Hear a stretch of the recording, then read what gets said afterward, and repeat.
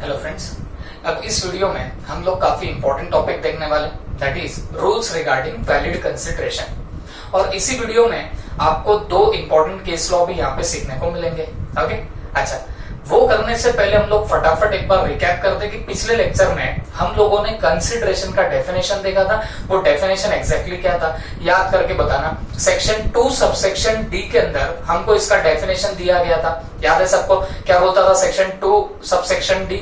उसने बोला था when at the desire of promisor, promisee और any other person has done और एब्सटेन फ्रॉम डूइंग और does or abstains from doing, okay, or promises to do or abstain from doing such an act or abstinence will be called as what? Your consideration. quid pro quo, याद है सबको? That is something in written, कुछ तो भी जब आपको return में मिलेगा इसको हम लोग क्या बोलने वाले थे? कंसिडरेशन बोलने वाले। ओके, अच्छा, अब इस कंसिडरेशन को वैलिड कंसिडरेशन बनाने के लिए कौन कौन सी चीजें इंपॉर्टेंट है वो हम लोग यहाँ पे डिस्कस करेंगे। उससे पहले मैं आपको एक छोटी सी बात बताना चाहूंगा जो आपको मैं पहले भी लेक्चर्स में बता चुका हूं। देखो, कंसिडरेशन इतनी इंपॉर्टेंट हमारे कॉन्ट्रैक्ट के लिए क्यों होती है बच्चों? क्योंकि if there is no consideration there will be no contract. ये तो बात हमेशा याद रखना। अगर कंसिडरेशन नहीं रही तो वहां पे कभी भी आपका कॉन्ट्रैक्ट बन नहीं सकता। Okay, no consideration no contract. इसके पीछे रीजन क्या है? सिंपल सा रीजन है बच्चों, क्योंकि आपका कॉन्ट्रैक्ट बनता कैसे है तो आपको भी याद होगा कि सर कॉन्ट्रैक्ट तो हमारा agreement plus enforceable by law.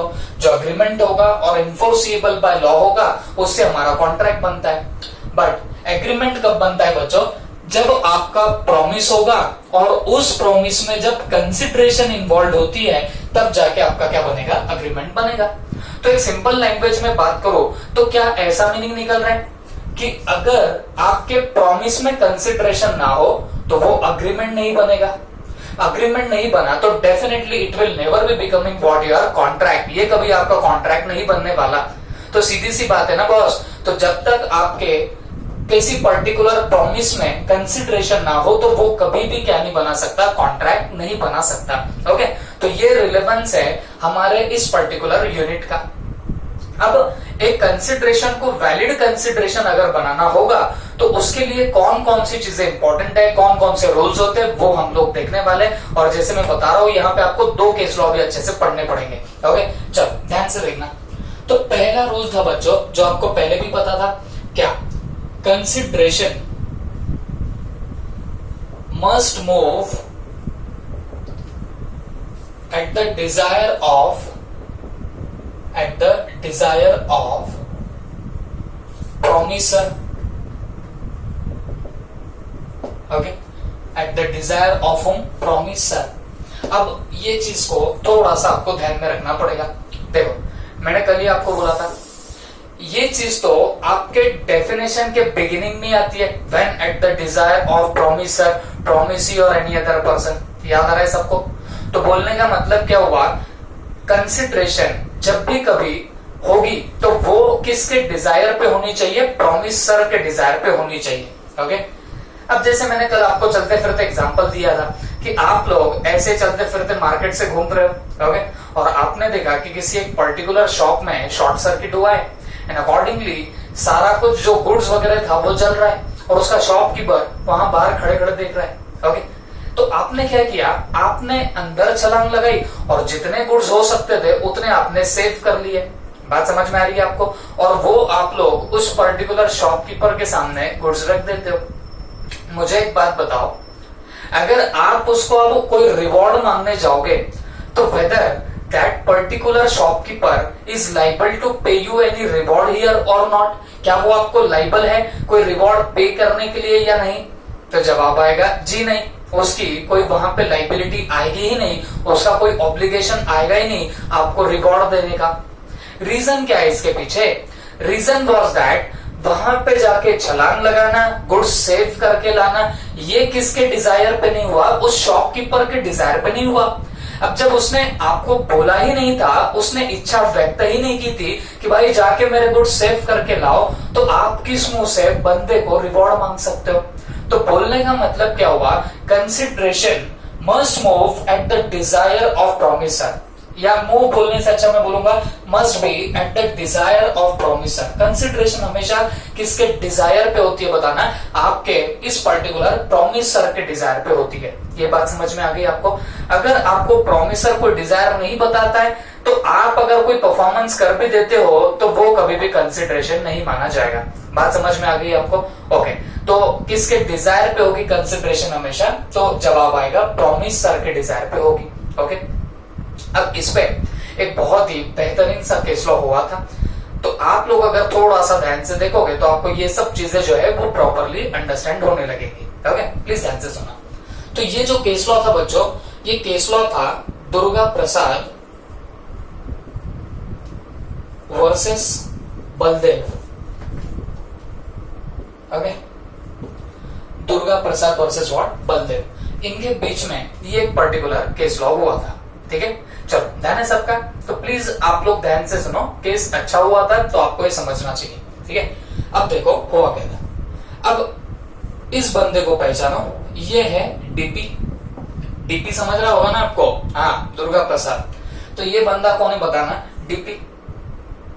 अब ये बंदे की मैं आपको इंट्रोडक्शन करा दूं तो ये है एक कॉन्ट्रैक्टर। ओके, डीपी कौन है बताना, एक कॉन्ट्रैक्टर है।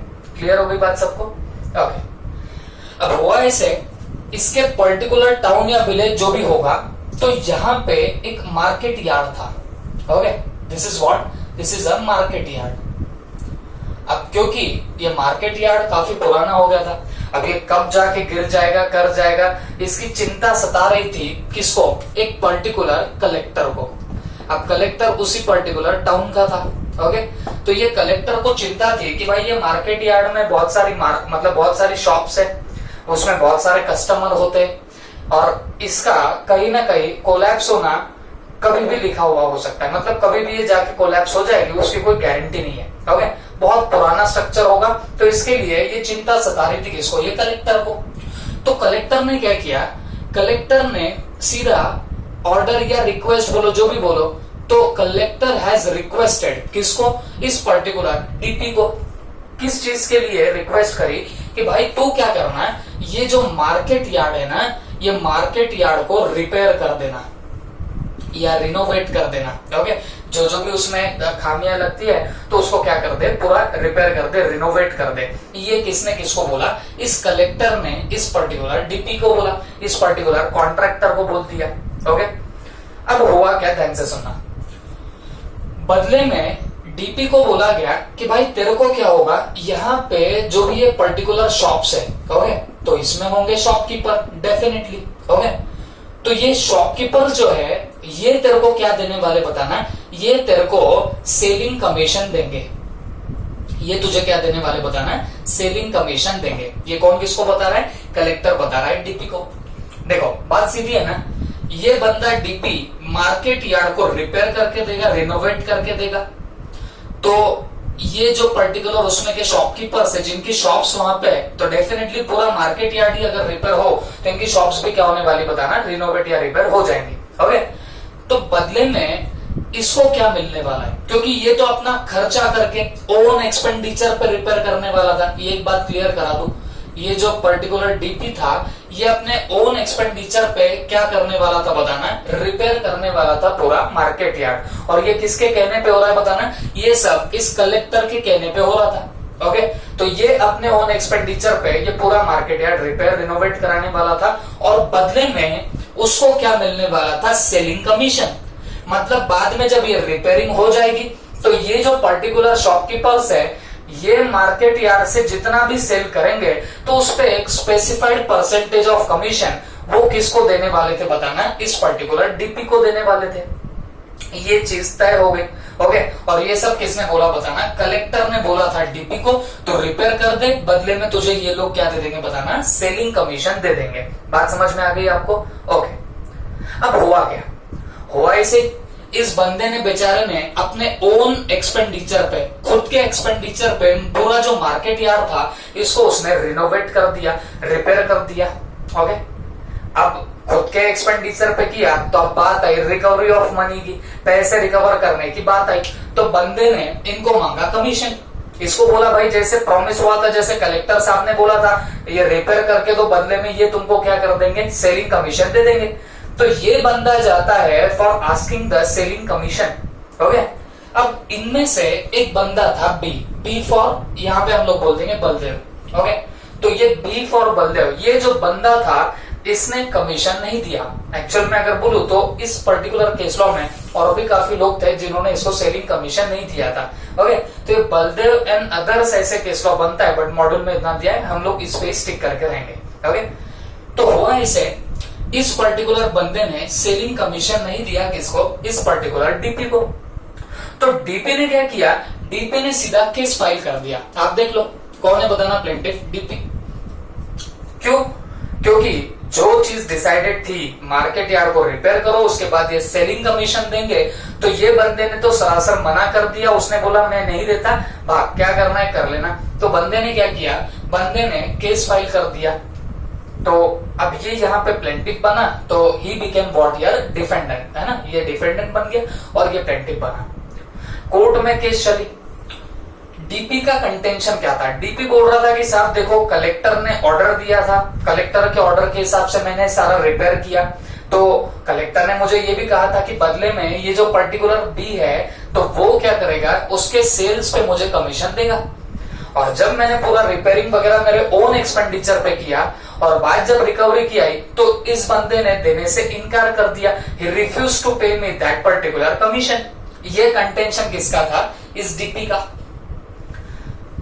अब बी का कंटेंशन सुनो कोर्ट में। बी ने क्या बोला, बी ने एक सीधी सी बात बोली, देखो साहब इस बंदे डीपी ने जो ये मार्केट यार्ड रिपेयर कराया है, ओके, तो ये मेरे डिजायर पे नहीं कराया। ये किसके डिजायर पे कराया बताना, इस कलेक्टर के डिजायर पे कराया।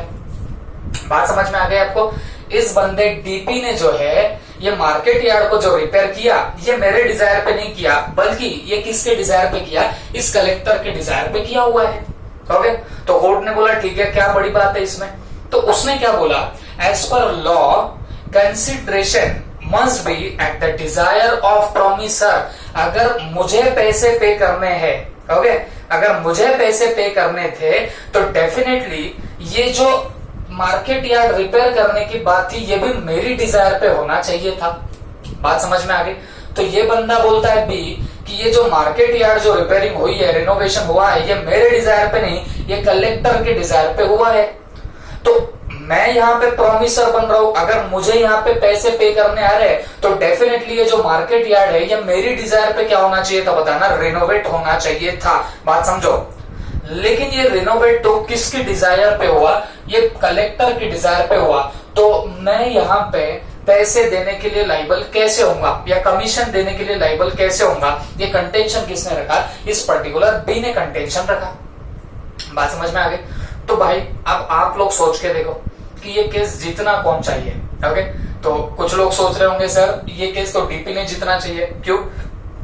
क्योंकि कलेक्टर ने उसको बोला था मार्केट यार्ड मतलब रिपेयर करके देना और बदले में ये क्या देंगे, कमीशन देंगे। ओके, तो मिलना तो चाहिए पैसा, क्योंकि इसने अपने ओन एक्सपेंडिचर से पूरा मार्केट यार्ड क्या किया था, रिपेयर किया था।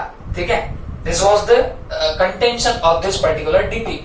और इसका तो कंटेंशन बता दिया इसने, सीधे सीधे बोला भाई यहाँ मेरी कोई लाइबिलिटी नहीं आती, क्योंकि ये जो मार्केट यार्ड जो रिपेयर किया जिसके लिए आप मुझे सेलिंग कमीशन देने को बोल रहे हो, तो ये मार्केट यार्ड इस पर्टिकुलर कलेक्टर की डिजायर पे क्या हुआ था बताना, ये तो बना हुआ था।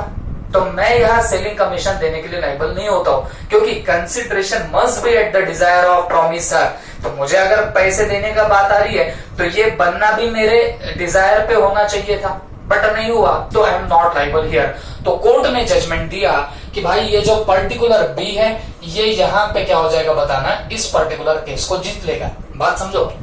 कौन जीतेगा बताना, ये बी जीत जाएगा। रीजन इज दिस पॉइंट, ये पॉइंट उसका रीजन है क्या, consideration must be at the desire of promisor. और यहां देखोगे तो ये जो मार्केट यार्ड की रिपेयरिंग हुई है वो इस कलेक्टर के डिजायर पे रिपेयरिंग हुई है, ना कि इनके डिजायर पे। ओके, तो ये प्रोमिसर था, क्योंकि इसको पैसे देने थे तो डेफिनेटली बिकेम यार प्रोमिसर।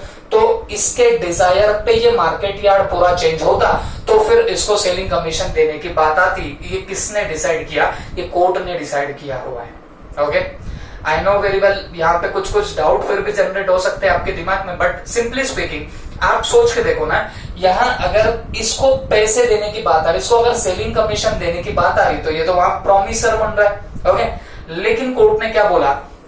कोर्ट ने बोला तो फिर इसके डिजायर पे ही क्या होना चाहिए था? वो मार्केट यार्ड बनना चाहिए था, रिपेयर होना चाहिए था।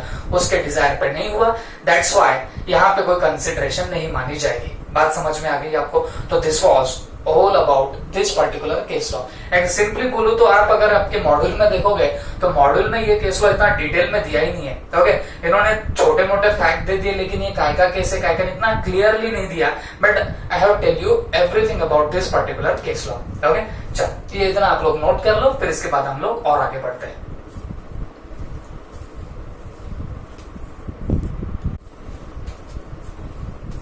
चलो बच्चों, अब हम लोग यहाँ पे सेकंड पॉइंट देखते हैं। हमने फर्स्ट पॉइंट एसेंशियल एलिमेंट में क्या देखा? Consideration must be at the desire of promisor. तो जो डिसाइड होगी कंसिडरेशन, वो किसके डिजायर पे होनी चाहिए बताना है? आपके प्रोमिसर के डिजायर पे होनी चाहिए। ठीक है, अब हम लोग सेकंड पॉइंट देखेंगे, कंसिडरेशन में मूव फ्रॉम प्रोमिसी और एनी अदर पर्सन। अब इसका मतलब क्या हो रहा है? जो कंसिडरेशन आपकी मूव होने वाली है वो या तो प्रोमिसी के तरफ से हो सकती है, या फिर एनी अदर पर्सन से भी हो सकती है, थर्ड पार्टी से भी कंसिडरेशन मूव हो सकती है। ओके, अच्छा चलो एक छोटा सा एग्जांपल जो मैंने शायद कल भी आपको बताया था। जैसे आप लोगों ने क्या किया? आप लोगों ने किसी से सेकंड हैंड कार परचेस कर लिए, लेट्स से 5 लाख रुपीज में परचेस किए।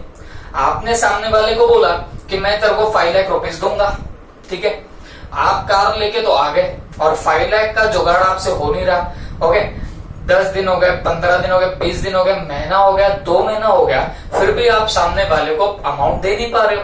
ठीक है, अब सामने वाला भी बड़ा आग बबूला हो गया, वो गुंडे गुंडे भेज रहा है आपको ठोकने के लिए।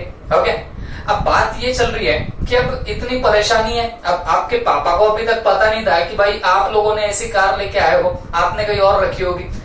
बट अब देखो, अब आपके जब पापा को पता चला कि यार ये ऐसे सब मैटर चल रहे हैं, तो उन्होंने क्या किया? उन्होंने उस पर्टिकुलर बंदे को जाके 5 लाख रुपीज हाथ में रख दिए। मुझे एक बात बताओ, मेन कॉन्ट्रैक्ट वो कार का किन के बीच में हुआ था? आपके और उस डीलर के बीच में हुआ था। ओके, लेकिन कंसिडरेशन कहां से मूव हो गई? आपके पापा के तरफ से हो गई। तो आपके पापा जो रहेंगे इस पर्टिकुलर कॉन्ट्रैक्ट में थर्ड पार्टी बन गए। बट कंसिडरेशन किनके तरफ से मूव हुई बताना है? आपके पापा के तरफ से। बात समझ में आ रही है आपको?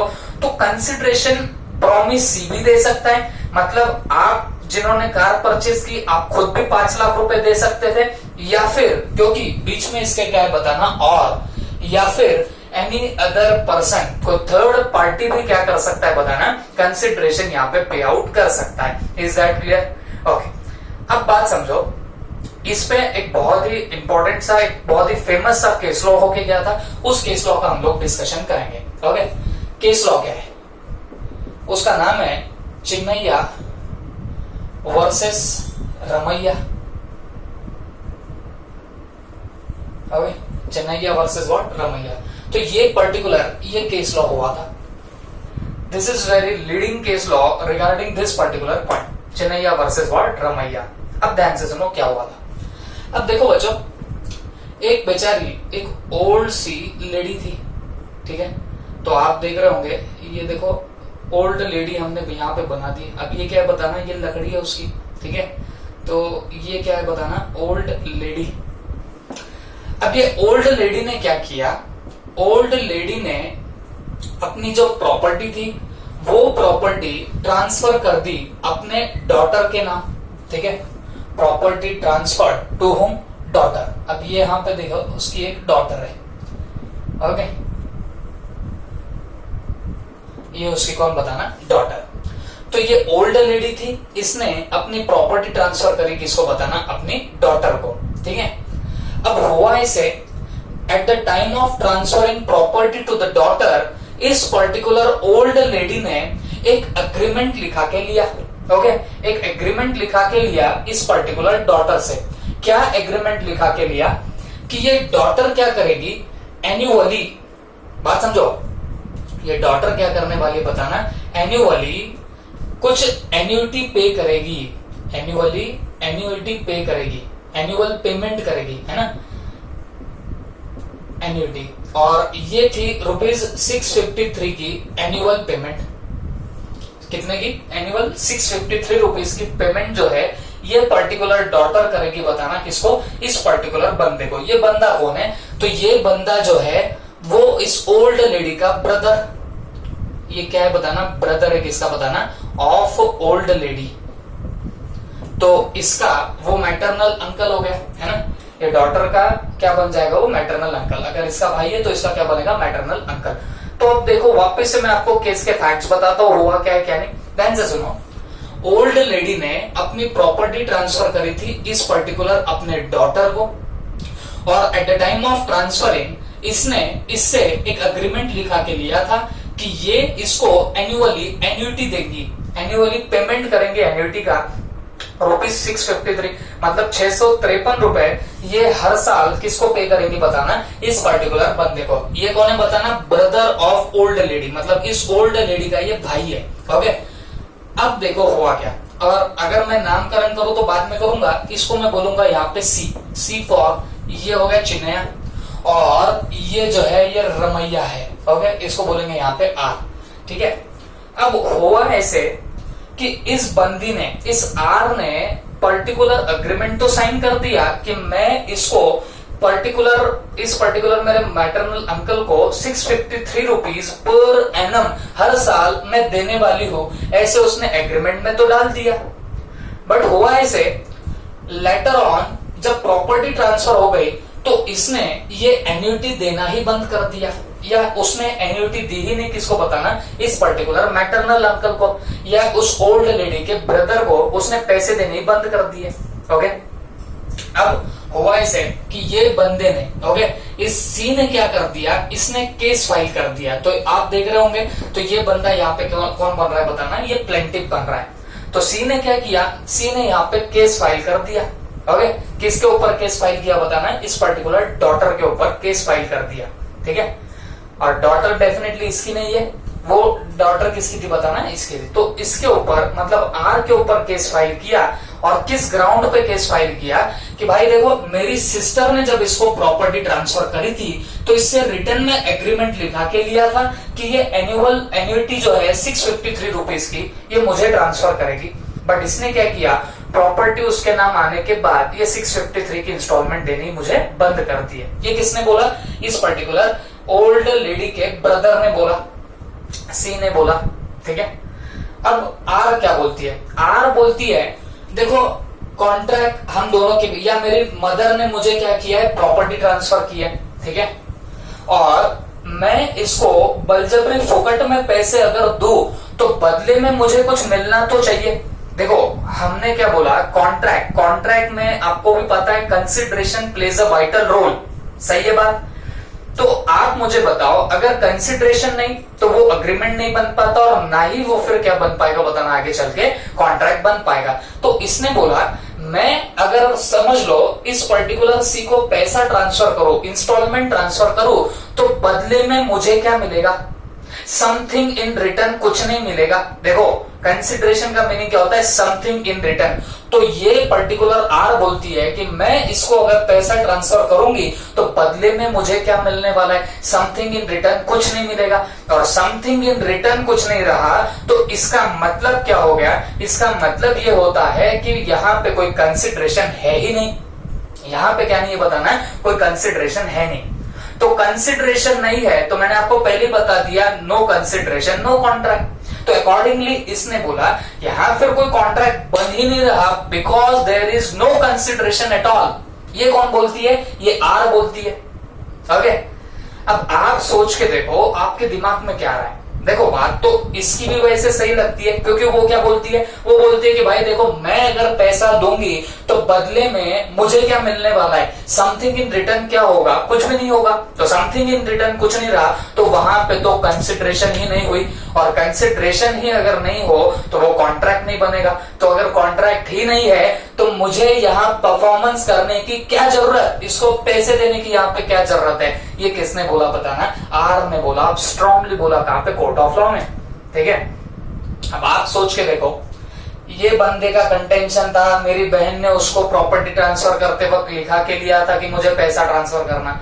ये बोलती है भाई यहाँ तो कोई कॉन्ट्रैक्ट ही नहीं बन रहा है, क्योंकि कंसिडरेशन का मतलब होता है समथिंग इन रिटर्न। मैं अंकल को अगर पैसे दूंगी तो अंकल ने भी मुझे कुछ देना चाहिए, ऐसा यहाँ हो ही नहीं रहा, तो यहाँ तो कोई कंसिडरेशन है ही नहीं।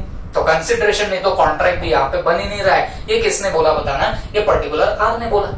अब कोर्ट का जजमेंट क्या आया? तो सिंपली स्पीकिंग कोर्ट का जजमेंट एक ही आया। कोर्ट बोलता है कि सीधी सी बात है, ये जो पर्टिकुलर बंदा है तो ये यहाँ पे क्या बनेगा? प्रॉमिस सी बनेगा। अब ये मैं कैसे बता रहा हूं प्रॉमिस सी बनेगा?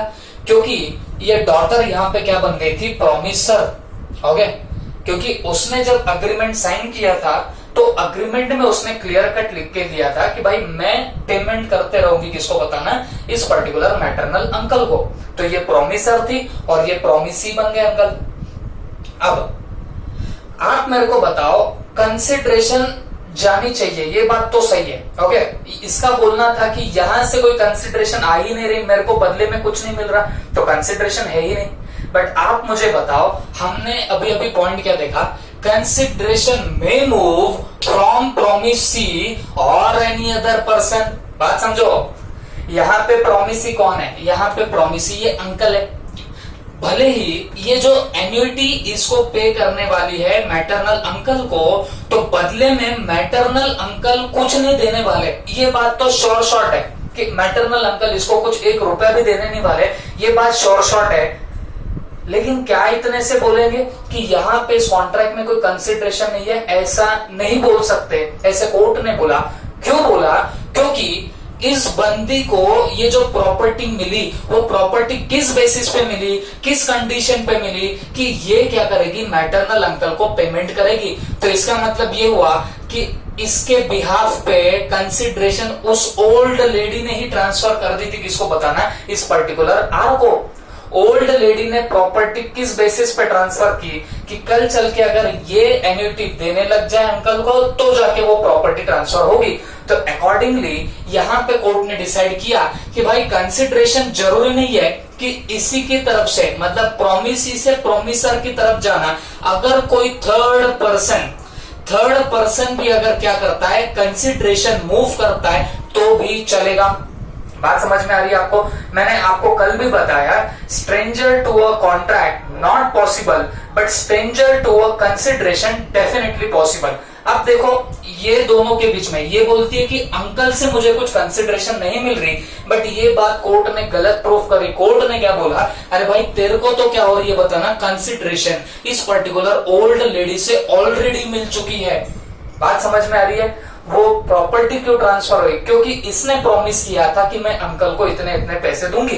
बात समझ में आ गई? एंड अकॉर्डिंगली कोर्ट का जो जजमेंट था वो इसके फेवर में आया। ओके, तो यहाँ पे ये जो प्लेंटिफ था ये यहाँ पे जीता, एंड अकॉर्डिंगली इसको वो रिकवरी ऑफ अमाउंट हो चुकी है। किस रीजन की वजह से? क्योंकि जरूरी नहीं है कि कंसिडरेशन यही से मूव होना, अगर कोई थर्ड पार्टी भी कंसिडरेशन मूव करे तो भी चलेगा। बात समझ में आ गई आपको? ओके, मैं आपको लास्ट टाइम ये particular Chinnaya versus Ramayya quickly आपको बता देता हूँ। देखो भाई, ये एक ओल्ड लेडी थी, इसने प्रॉपर्टी ट्रांसफर करी थी अपने डॉटर को जिसका नाम है आर।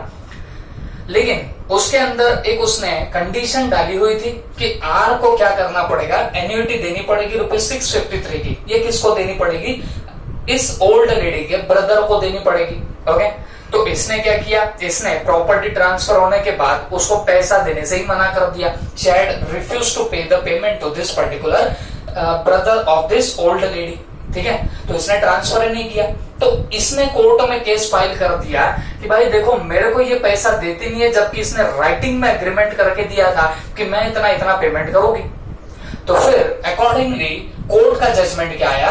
कोर्ट का जजमेंट इतना आया, या कोर्ट के जजमेंट के पहले बताओ तो आर का क्या कंटेंशन था? आर बोल रही थी कि मैं तो पेमेंट कर दूंगी अंकल को, बट बदले में अंकल मुझको क्या दे रहे? कुछ भी नहीं। तो यहाँ समथिंग इन रिटर्न तो कुछ नहीं है, और जब समथिंग इन रिटर्न कुछ नहीं है तो कंसिडरेशन नहीं है, कंसिडरेशन नहीं है तो यहाँ पे कॉन्ट्रैक्ट भी नहीं बनेगा। तो मेरा परफॉर्मेंस करना यहाँ कोई कंपलसरी नहीं बनता। ये किसने बोला था? आर ने। बट कोर्ट ने क्या डिसाइड किया? कोर्ट ने डिसाइड किया तुम इनको एन्युटी दे रही हो, तुम जो बोल रही हो कि बदले में अंकल कुछ नहीं दे रहे, ये बात सही है, लेकिन कंसिडरेशन जरूरी नहीं है कि प्रोमिसी से ही मूव हो, जरूरी नहीं है कि प्रोमिसी ही कंसिडरेशन को मूव करे। प्रोमिसी के अलावा कोई थर्ड पार्टी भी अगर कंसिडरेशन मूव करता है तो इनफ होगा। तो तुम जो, कोर्ट ने क्या बोला, तुम जो ये एन्युटी पे कर रही हो अंकल को, ये किसकी वजह से करना पड़ा? क्योंकि तुमको कंसिडरेशन मिली है, तुमको ये पर्टिकुलर प्रॉपर्टी मिली है, जिसकी वजह से तुमको ये पर्टिकुलर एन्युटी देनी पड़ रही है अंकल को। तो accordingly who won the case here? This particular uncle won the case here. I hope you understood it well. Okay, तो आज के लेक्चर में हम बस ये 2 पॉइंट्स देखेंगे और कल डेफिनेटली हम लोग क्या करेंगे, आगे के हम लोग पॉइंट्स देखेंगे। Okay, thank you.